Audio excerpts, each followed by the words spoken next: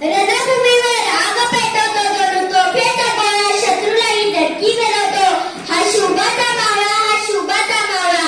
महाराष्ट्र भूमीत जन्म घेतला अभिमान उभी आगळा, शिवचरणी निष्ठा राखीतो हा शुभाचा मावळा, हा शुभाचा मावळा. शिवरायांच्या चरणी कोटी कोटी नमन.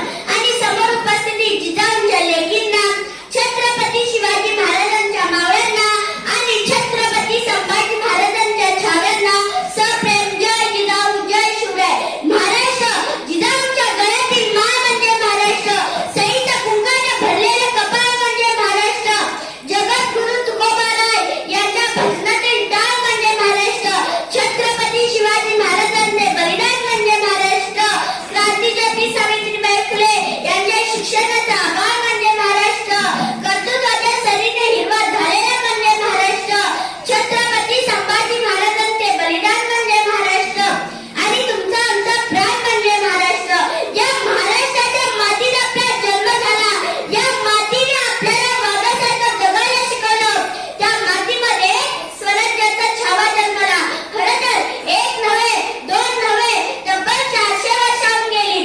जो राजा या मातीसाठी झटला, ज्या राजाने या मातीसाठी स्वतःच्या प्राणाचे बलिदान दिले, तो मावळांचा वाघ अनंतात विलीन झाला.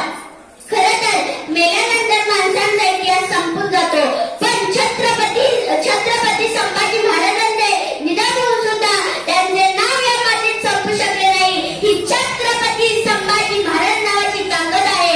अरे जर येणाऱ्या काळाने विचारले तुम्ही कुठल्या देशातून आलात, तर छाती ठोकून सांगायचे ज्यांनी मरणाऱ्याला जगवलं आणि येणाऱ्या मरणाऱ्या सुद्धा जगायला शिकवलं, अशा छत्रपती शिवाजी महाराजांच्या आणि स्वराज्य रक्षक छत्रपती संभाजी महाराजांच्या भूमीतून आम्ही आलोय. हा आमचा इतिहास आहे आणि ही आमची प्रेरणा आहे.